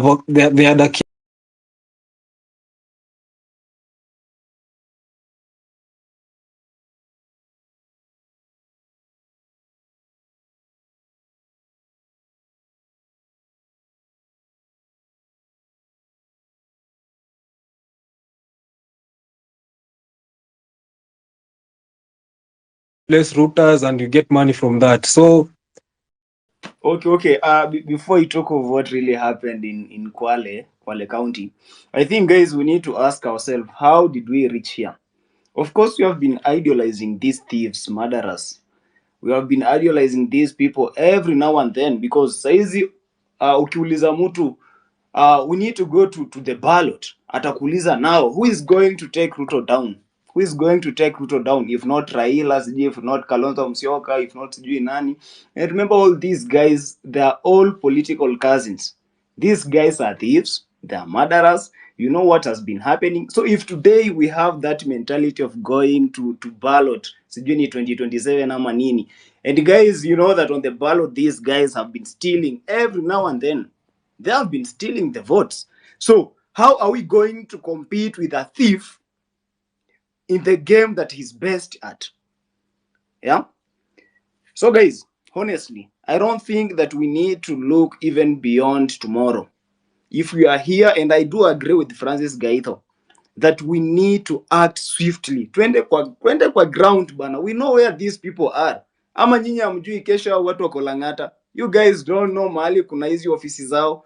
Why can't we go to those offices, storm them? Tutoa watu mbio bana. Every now and then we are talking sijui nini, and then they are bringing us puppets every now and then. Somebody who doesn't even have qualifications for university degree anakuja hapa anakuambia anataka kuvai for sijui president. You are vying for presidents, you are expelled from a university. How are you going to lead people when you are expelled from a university? You really badly misbehaved from the university. So guys, mimi hizi vitu za sijui tuende wapi sijui let us register for votes. Of course, registering for votes ni kitu mzuri sana, and you have been doing civic education from county to counties, asking our people to register for vote, watafute IDs. But honestly, if you are going to have this mentality ya kwenda kwa sijui ballot, these guys, they are going to steal from us, na bado utarudi hapa tuanze kulia. So what we need to do, wewe chukua silaha uko nayo, hata kama ni simu sijui ni maji ama nini, let us go chase these people. Kesho si wanakaa hapo mali fulani pale Lang'ata. They are going there. They are less than 3,000. We are more than 50 million. What will stop us from marching to such a place to ambie enough is enough? So guys, honestly, these guys are regrouping. Juzi mumeona mwingine sijui ameenda wapi kutafuta sijui kamwana wapi huko chini. Akishamalizana kamwana wataanza kutafuta watu wengine. Hao kina Joho wanaia hapa every now and then. Juzi nimeenda kwao huko Mombasa, they don't have good roads. They are having poor drainage system hapo, but they are here yapping every now and then. Joho before aanze kuwa mbaya alianza kutuambia sijui hakuna mtu mfisadi mbaradhuli kama Ruto, but today he's singing Ruto every now and then. Mtu kama Raila anakuambia sijui Ruto must go. Raila ndiye alianza hii upuzi, by the way. Saizi yako wapi? Anakimbia tuko na kitambi. Guys, mimi sijui nitawaambia aje, but honestly, what we need to do, tutoe hii mentality ya we want to meet Ruto sijui kwa ballot ama nini. This guy is a thief and he will still steal. Kwani si alibia huyu mzee analialia kila siku sijui ni mzee wa kitendawili ama nini? What like nini itamfanya ache kutuibia hadi sisi? So what we need to do, tutoke hapa hivi twende tufukuza hao jamaa hapo hivyo. And these guys, honestly, they are saying they are creating jobs sijui wapi. Angalia kwa hizi ministries, watu huko ni watoto wao. Mtu kama Wetangula mtoto wake akaapa hivi hapa railways, anafanya kazi mzuri hapo. But now they want to take our young ladies and men outside the country, waende huko sijui United Arab Emirates. They are going there to be harmed by non-human beings. Alafu tukapa tunacheka tu like every night inakuanga tu discussion. The good thing hata nashukuru mtu kama Gaitha anakuanga hapa anatuambia what is happening. But now tuache kuanza kuongea, twende kwa street bana. At times unaenda street unajipata uko peke yako, but ukikuja hapa space tumejaa uia sijui tunaongea tunaweza ongea hata 24 hours, but we are doing nothing about that. We are not doing actions. kwa vitu tunafanya. So guys, even as much as tutaongea sijui nini, let us do this, let us do that, sijui nani to inject tufanye nini, but honestly what we need to do ni twende street tufukuza watu. What happened to me in Kilifi County, nilikuwa na expose hizo upuzi zao. Unaenda huko unapata the national government allocate 3.9 billion with an additional 9 billion from the World Bank to construct at least 2 classrooms for every primary school to enable junior secondary school JSS wapate mali pa kusoma. But you are going to account like Kilifi, unapata hakuna shule hata moja imeconstructiwa classes zenye walikuwa wanasema wataziconstruct, na pesa ziliallocatiwa some 2 years ago, some 1 year ago, 2023. And so when I was exposing those projects hapo hivyo, that's when those guys wakaanza kunimonitor. Siku hizi na kuanga nimevaa gunia yangu hapo mmoja.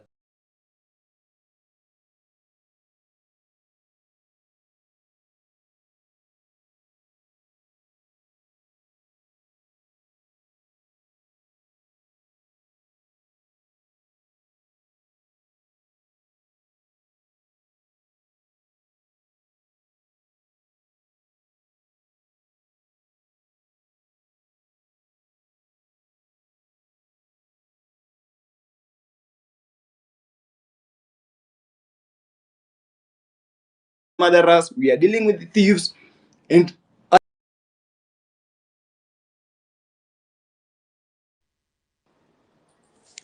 Okay, thank you.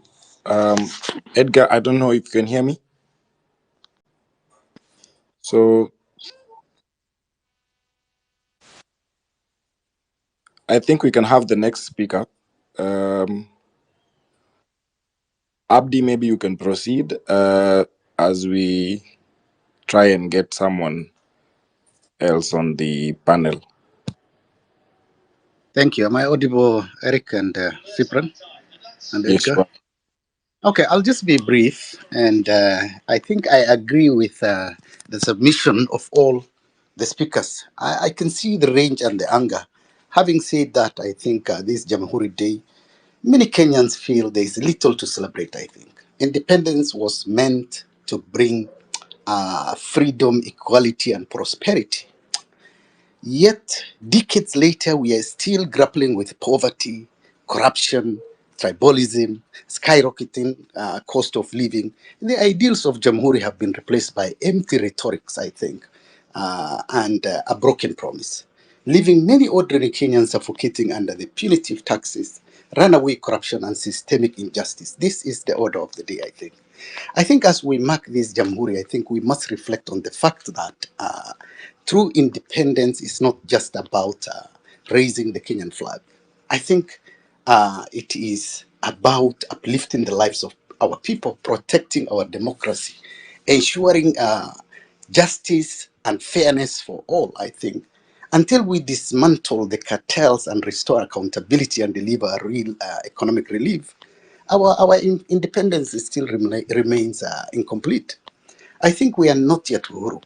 True freedom remains elusive when vast majority of Kenyans are trapped in a cycle of poverty, I think, exploited by the powerful and denied equal opportunities, as many have said in this space, I think. I think the dream of independence will remain unfulfilled until Kenyans enjoy the dignity and the right promised at the dawn of the Republic. I think this day should not be just a day of celebration. It must be a day of reckoning, I think, as everyone said.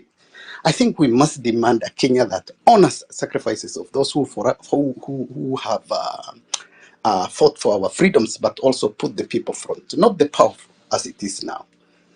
So having said that, I think let these Jamhuri serve as a call to action for every Kenyan to push for the change we deserve. It is time to reclaim the spirit of the Jamhuri and realize the vision of a true freedom Kenya. Finally, before I leave it there, I have one question for Jimmy Wanjigi. I know he is not in the space, but later on I would like this question posed to him, I think. Are you there, Eric?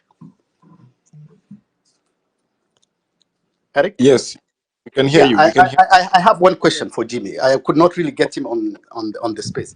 I think Yes, this is my I'm question. here. I'm here. Yeah, okay. I have this question for Jimmy. I think Jimmy's name was often being linked to significant scandals such as Anglo leasing, questionable land acquisition, allegation of influencing major contracts like SDR. He has also been identified as a key political financier for various administrations. This is allegations. These are not facts that are there, but this is what people think. So, how does he address this long? My question to him is, how does he address these long-term standing concerns and convince Kenyans that his current political ambitions are driven by integrity, accountability, and genuine desire to serve the people, rather than maintaining the same system of corrupt system and elite control that have plagued our nation? That was the question I had also for Jimmy. Thank you so much, Eric.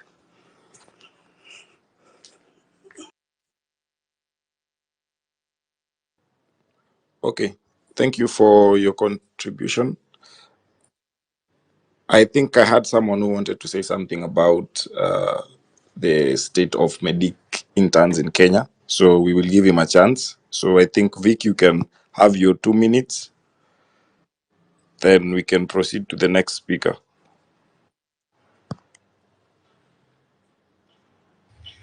Yeah, thank you very much for the chance. So first of all, I would like to speak on the state of this nation, how the government is conducting its business without considering the normal mwananchi. This is a government, as my brother here, Kayoti Sonko, has said, this is not a government to continue negotiating with on the table, because this government doesn't care about the normal people on the ground. We have, like in the medical field, where people right now, there are guys who are now in their 4th month without any salary. Then when that salary comes, they do the normal deduction with the total salary. They don't even do it as per every month. They do it, they take the total cash, then they do the deduction. You wonder how much those guys lose.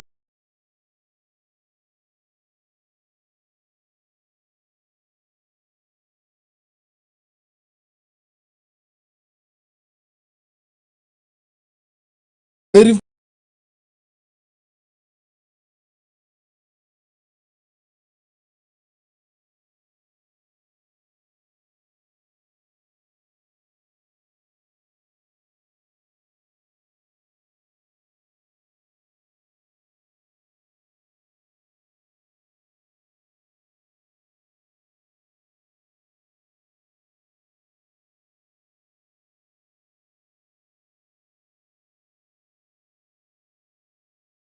produce something like SHA and the shift.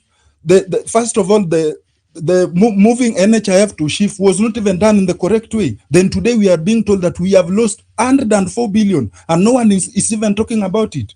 So this is a government, the only language that this government listens is the streets.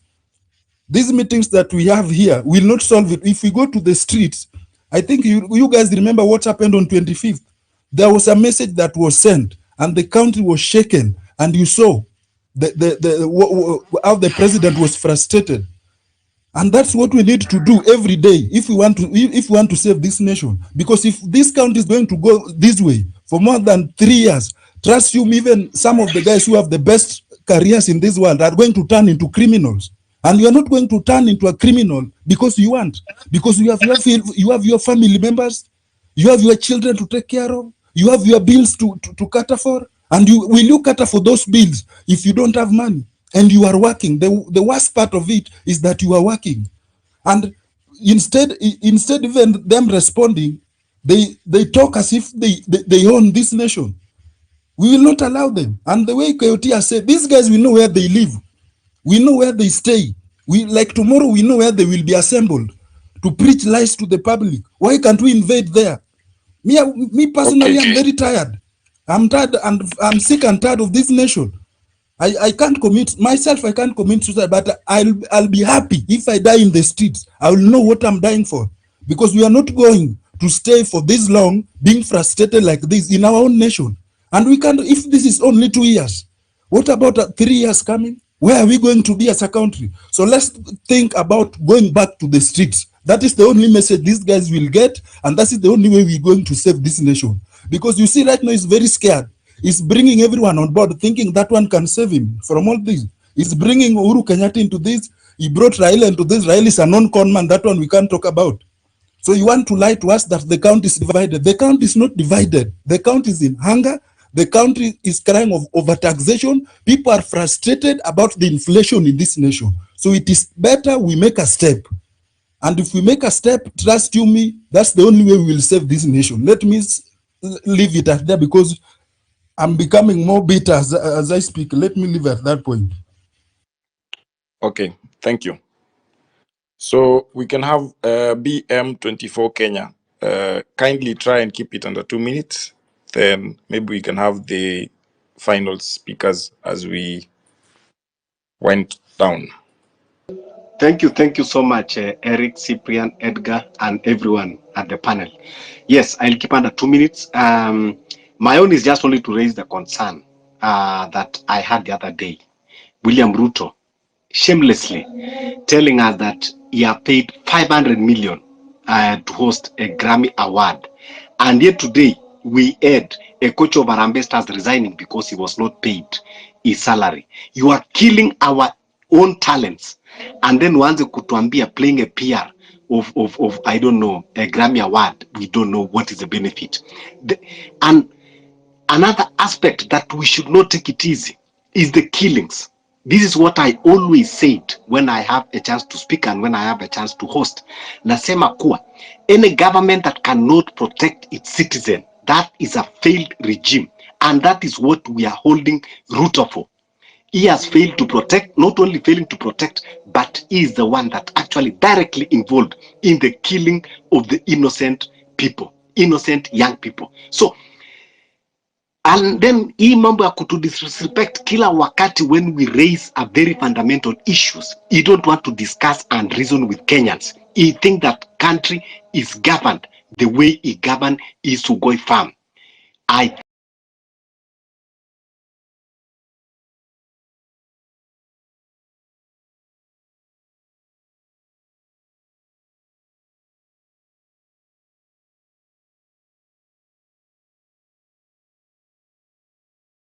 think I agree with everyone that think I agree with everyone that says we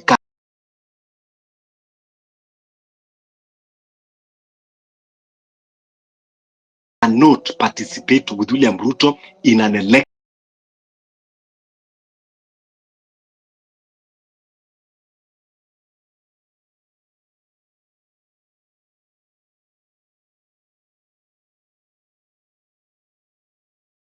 You should take side alafu tujue kuwa who are we dealing with.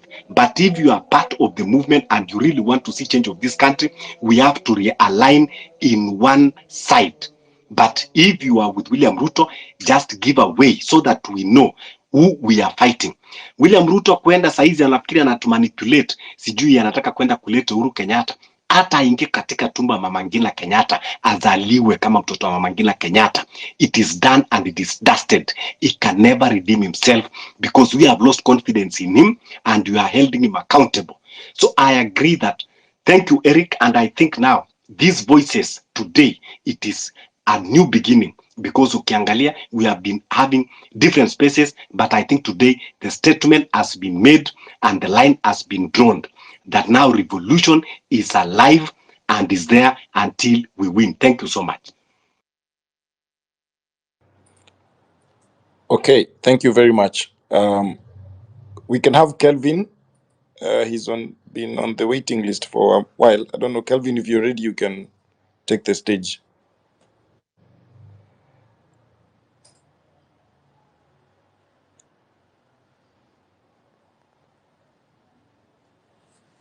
If not, I think Grace, you can say something as we close the space. Okay, thank you. I only have like 3 points to talk about. First of all, I'm happy with whatever we are doing online, and this is where our voice is. So let's just keep the spirit and make our voices be heard. Personally, I believe in social media because social media does it well. This is the space that made us occupy Parliament on 25th of June. So this same space let us send Ruto home. And I want to speak to anyone that is here. I have been in We can't hear you. We can't hear you. Can you hear me now? Yeah, yes. Yeah, I've been in these government offices and I can tell you for free the kind of corruption that is going on in these government offices is just uncalled for. And I can tell you, I've seen people suffering. If you go into Ministry of Foreign Affairs, it's the same thing. You find you pay money, you are again forced to pay more money. So like what is happening, and it is us to stop what is happening. Thirdly, speaking as a woman, I don't think our men are killing us. And I think this is just a government's way to remove us from the real issues that are happening in this country. And I want to give an example. I even saw in a newspaper saying that now women, I don't know, have more jobs than men, are more empowered, and we have women who are suffering. So like when we are in this course, let us focus on the same course. Let us stop this disunity among all these things that Amerix talked about, and let us focus on what we want, which is Ruto must go. Thank you. I won't talk much. All right. Thank you very much. Yeah, of course, when you came in, for those who came later, we talked about the 4 instruments that the government uses to divide the people. And we said the first one is classism. Hustlers was dynasty. The second one we said was tribalism or racism. Black Lives Matter. Sisi wa Kale, sisi wa Kikuyu, sisi wa Luya, sisi wa Jaluo. The third one is sexism. Men are killing us. Femicide. And then on the other hand, women are earning more than men. Men, you are unemployed because of women. So dividing us. Then the last one is that name keeps on running away from me. Erastianism, where the government uses religion to control the people by force. The religion doesn't want it, but the government is using it. The government claims to be more knowledgeable than the religion. That's what we have in this country. So I'm going to give this mic. It's past time, and you know I usually keep time, but I'm just going to give this mic to Daniel, and then after Daniel, Edgar, and then Cyprian, and then we call it a day. There's some lady who insulted Gaido, calling him a cholesterol merchant. You see, cholesterol is a very important lipid in the body. I think I've written about this. Very, very important. 80% of your brain is insulated in cholesterol. Huh? Hey, Wancheni Kutukana Gaido, I'm working on him. He is going to be good very soon. Daniel.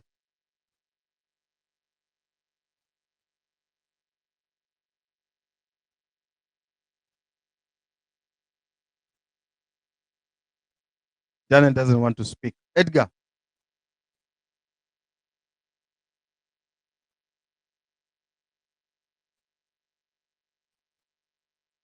Edgar.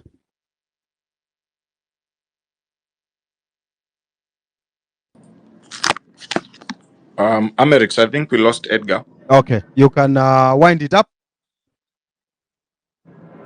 Okay, so maybe Victor can go. Victor All had right, something Victor. to say. Yeah, Victor can 2 minutes.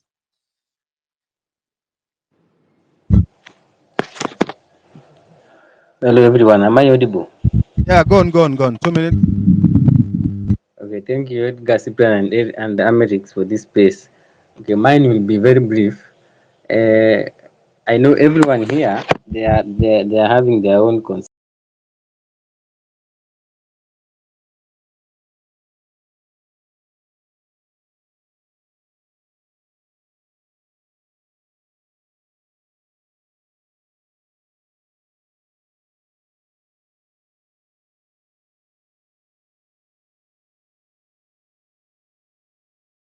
Problems and reasons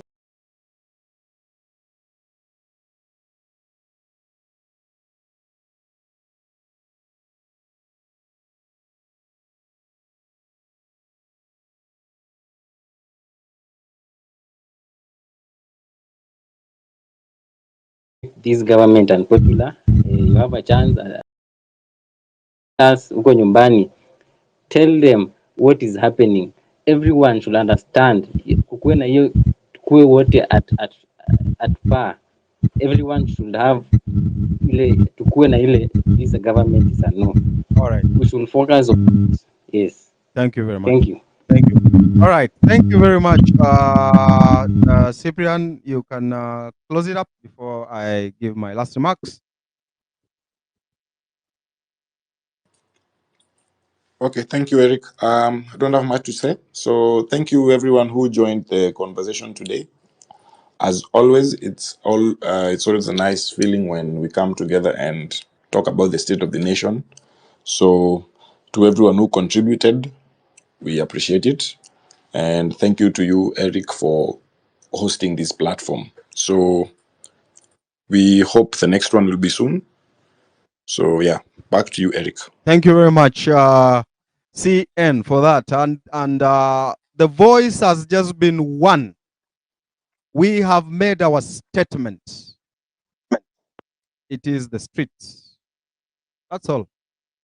These are things don't make sense. We have made our voice clearly. We are not happy with the government of the day. They either shape up or ship out. Today it has been amazing, and I have not been using Safaricom. If it was Safaricom, I'm sure it would have been worse. Thank you very much. May God bless this country.